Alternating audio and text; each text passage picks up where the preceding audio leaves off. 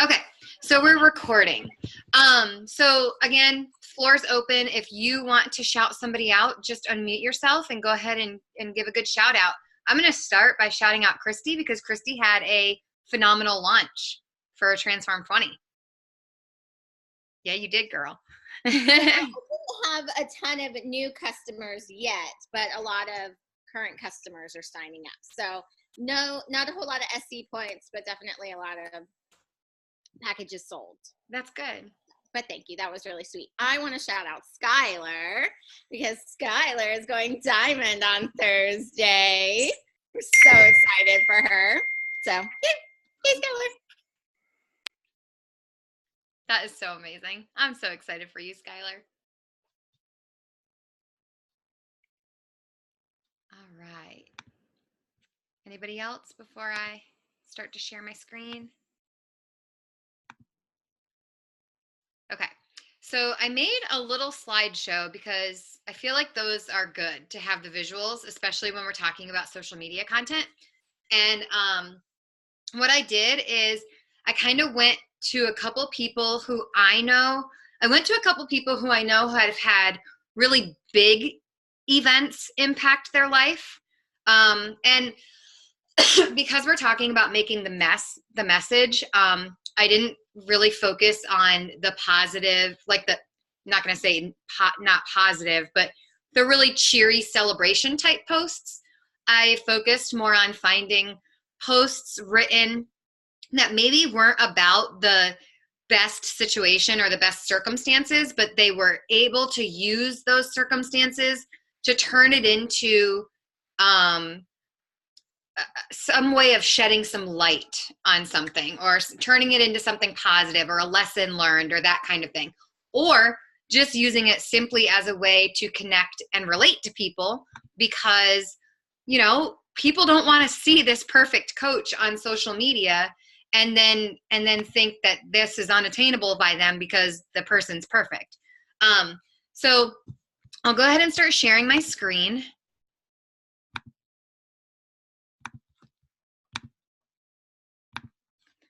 And, whoops, sorry. You can see what I've been working on. Here we go.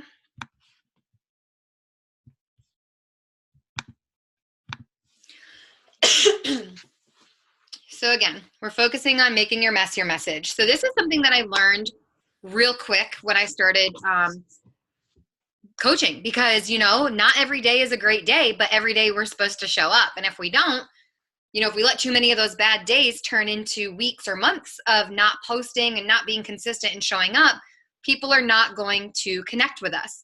And the major point of you posting on social media is you connecting with people and establishing and building relationships and earning their trust. So if you just go absent or dormant for several weeks or several days in a row, people should wonder where you are.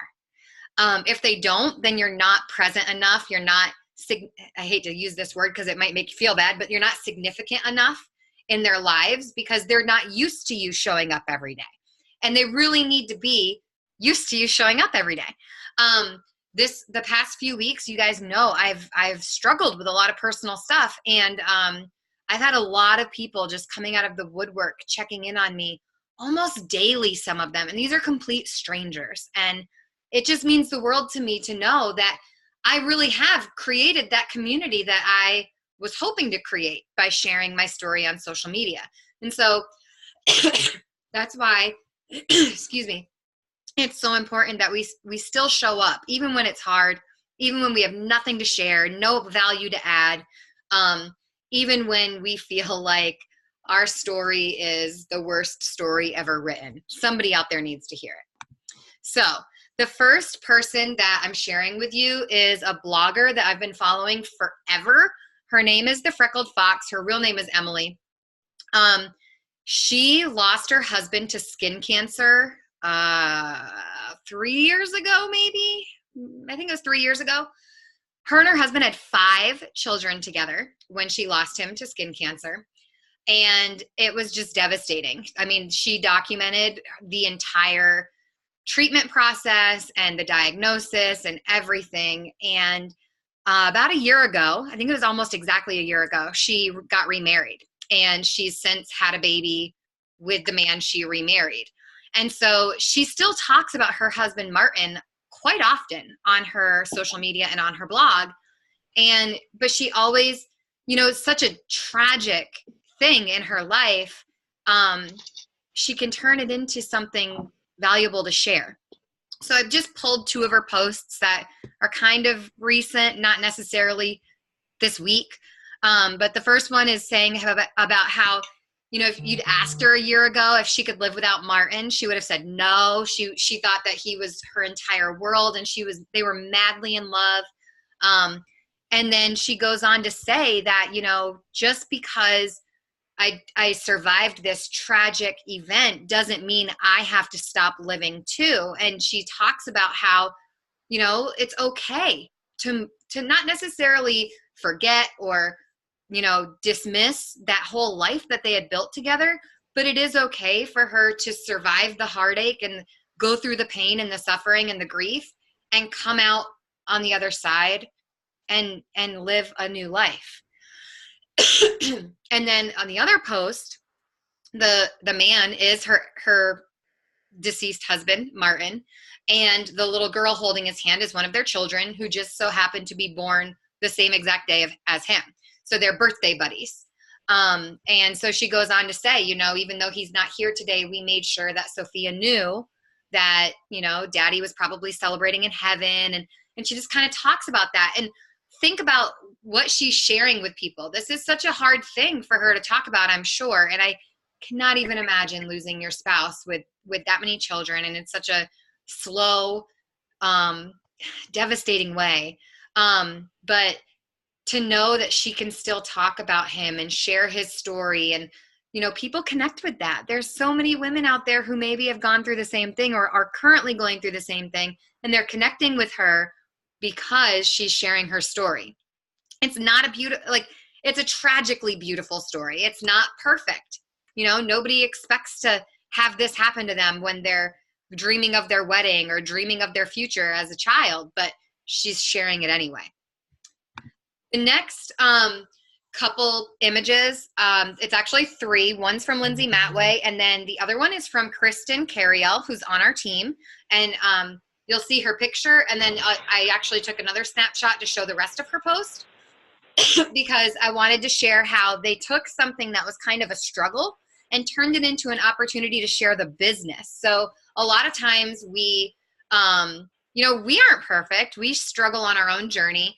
And maybe we used to be super negative. We used to be financially, in a bad place. Maybe we used to just not have any friends.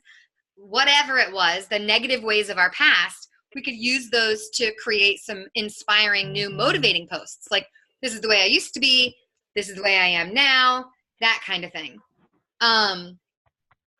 Sorry, I'm just checking my phone because I'm getting a update.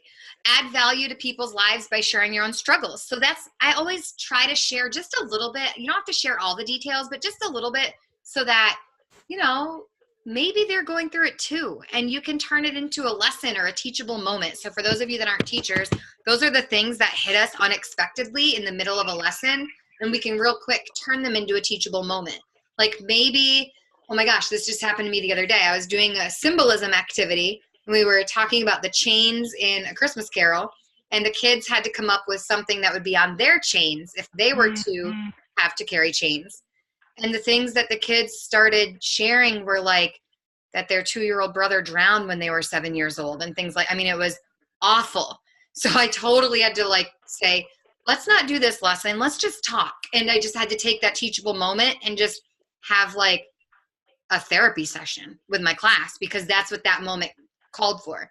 And that's what you can do in your posts too. Somebody comments something really negative, or someone makes a comment to you today at school, and tomorrow you need something to post about. Take that as a teachable moment and turn it into something of value. Share what you're reading in your devotional or through your PD. Share how it's speaking to you, or how it is impacting your life that day. So these are the two. Whoops, I went too far, sorry. these are the slides I wanted to share. So Lindsay is talking about how essentially sometimes we have stumbling blocks come into our lives, and they're things that maybe, I don't know, get us off track for a little bit, or try to get us off track for a little bit or a lot of it. And she's talking about, don't allow something that's behind you already, from your past already, to keep being a stumbling block. Those are scars, and we just need to like see them and appreciate them for what we are, but we don't need to keep reopening the wound, kind of thing. And then Kristen shared this post. I got to move you guys so I can see it better. She just shared I've got them out of order. So Lindsay's on the left and Lindsay's on the right. Kristen's in the middle. Sorry about that. I didn't catch that before I shared this with you. But Lindsay goes on and on about how the scar is a symbol of being healed and things like that. Kristen, hers is in the middle, and she just used a quote about friendship. And she's talking in her post about how she used to be, really worried about what people thought of her and what people were saying about her behind her back and all this. And she's not necessarily worrying about that anymore, because the team and her personal development breathes so much life into her and gives her so much confidence that she doesn't need to focus on other people, because she's got enough amazing people in her life that make up for it. Ashley Molstead. So if you follow Ashley Molstead, she has recently moved and everything's been kind of crazy. And this is a really simple one. This is tiny, but she's just saying that moving has caused her not to even set up Christmas yet. Like, she has no decorations up at all, and she's got a little one, and she feels guilty about it. And she's like over moving. It's a crazy time in her life, but she's like, I'm going to sit out here and I'm going to drink coffee out of this snowman butt, because the little things count. Just kind of sharing, life's not perfect, but it's amazing anyway. We're blessed anyway. Ashley Smith is one of my favorite coaches to follow if you don't follow her. And I took her post and one of Sarah's recent posts because they're both showing us that, you can do it. Life can be crazy. You can have toys all over the place. You can have a baby on your back or a baby in your arms crying, and you can still get it done. It doesn't have to look like it does on Beachbody On Demand or, on somebody perfect's website. Literally, Ashley has like crayons all over the floor, and it looks like her son probably was coloring on whatever that box is. Her daughter's crying, but she's still doing it. Sarah is wearing a child and has a child on her back, and she's still doing it. Not only that, she's talking about how she's doing it and how it's benefiting her family. So one of the things I always try to do when I'm really struggling with what to post about is I try to think of the best excuses. Like, why don't I want to do my workout today? What's the best excuse I can come up with today? Because I got lots. And then the most common objections. So what do you hear all the time? Is it money? Is it time? Is it I'm too fat, so I can't do this? I'm not ready for this. It's too much for me. I've failed at everything else I've ever done. Use those things to fuel your posts. When even you are having a hard time staying on track and motivated, people need to know you're human too. So you can just make a post kind of publicly answering the objection, or you can share. You know what? Today's a day I just want to sit on the couch in my jams and not do anything. But I'm going to push play anyway, because there's a bunch of women on the other side of that computer screen who are going to join me and help me stay motivated. That kind of thing. So here's the last thing I want to share. So a lot of times when things are messy and we don't feel like we have anything to share, there's like this little treasure box of things that we can pull from, you guys. So think about, what's in your personal development? What's in your devotional? What's your favorite quote? Now, I'm going to go ahead and say this. I would suggest you don't just share a graphic of the quote. Those don't get quite as much attention. But maybe share a picture of yourself crushing your workout. Share a picture of yourself reading your personal development book. Share a screenshot of you, of whatever your devotional is that day, and share it with everybody and talk about what it's speaking in your heart right now. If you can't think of something to share, it doesn't have to be a Tuesday or a Thursday to do a transformation post or a throwback. Talk about one thing you can do now that you couldn't do before you started Beachbody. Maybe it's paying for piano lessons. Maybe it's doing a burpee. Maybe it can be anything. A great one is ask a question. Start a conversation. Ask people what they got for Black Friday. Ask people what type of deodorant they use. Ask people, all sorts of things. Just let them talk. You don't always have to be the one doing the talking. Ask them what book they're reading right now.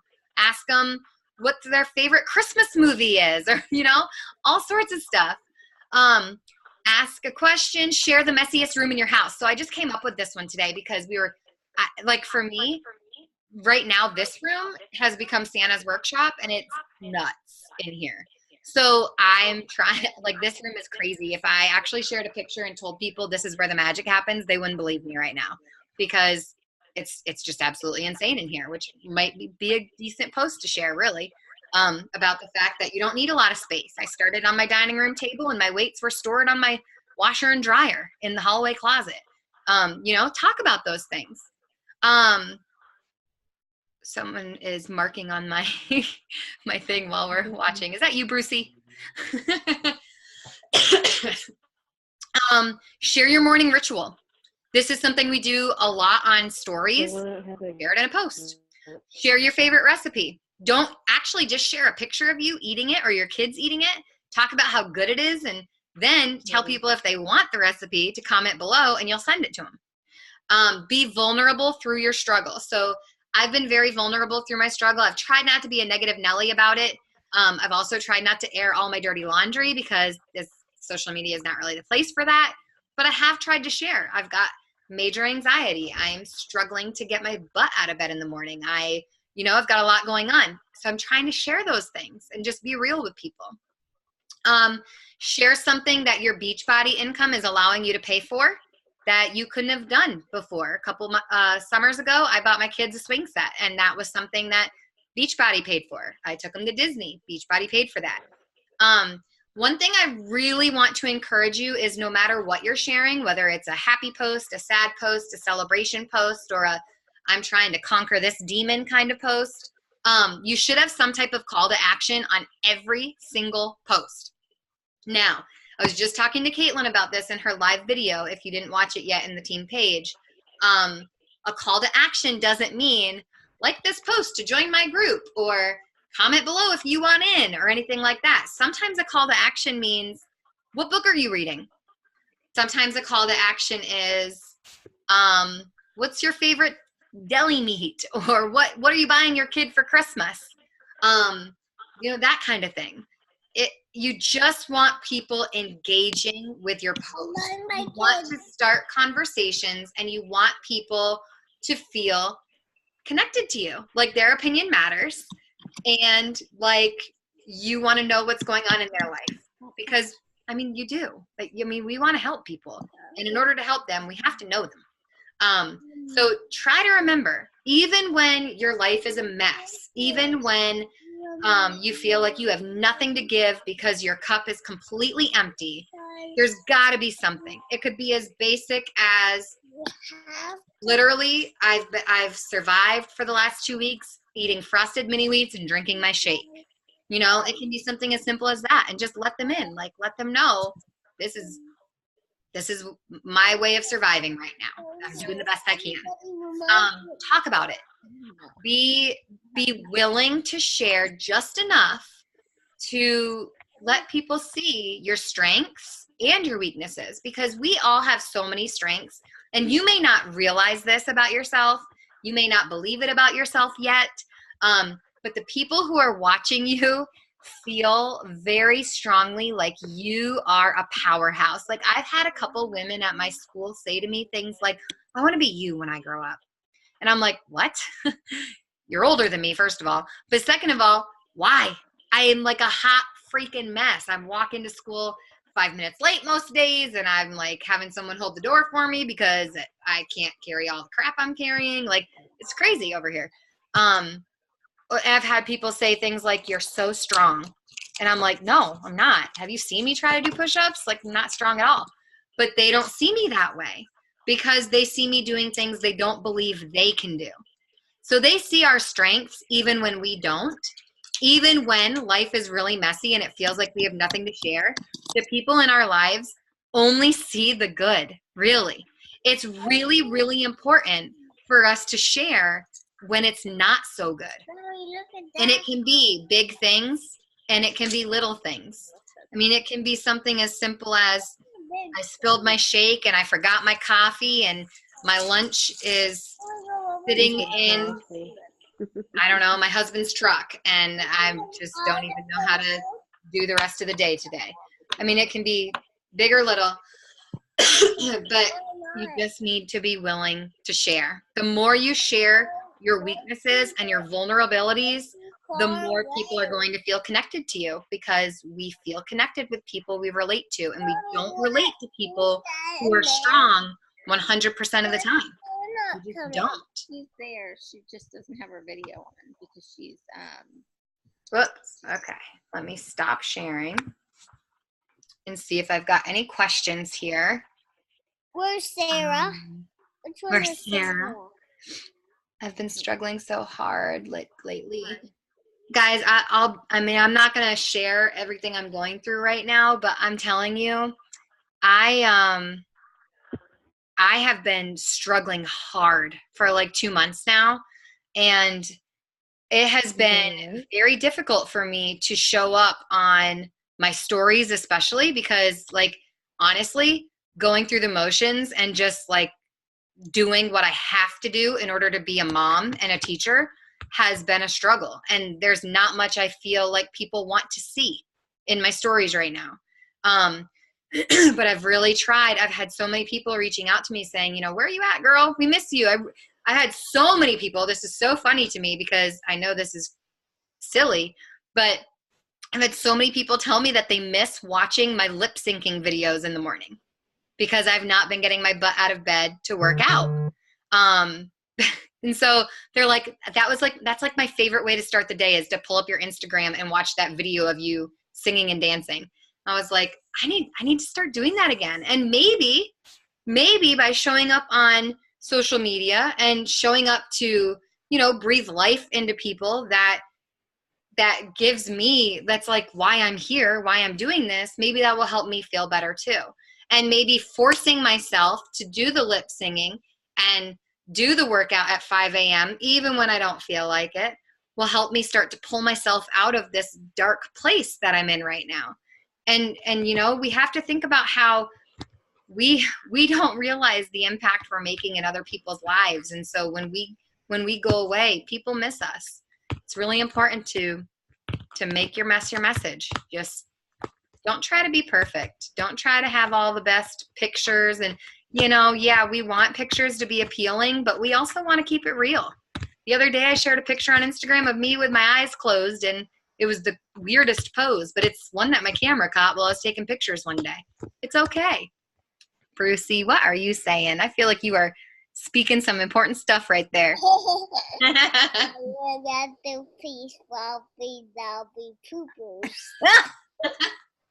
You sound like my boy.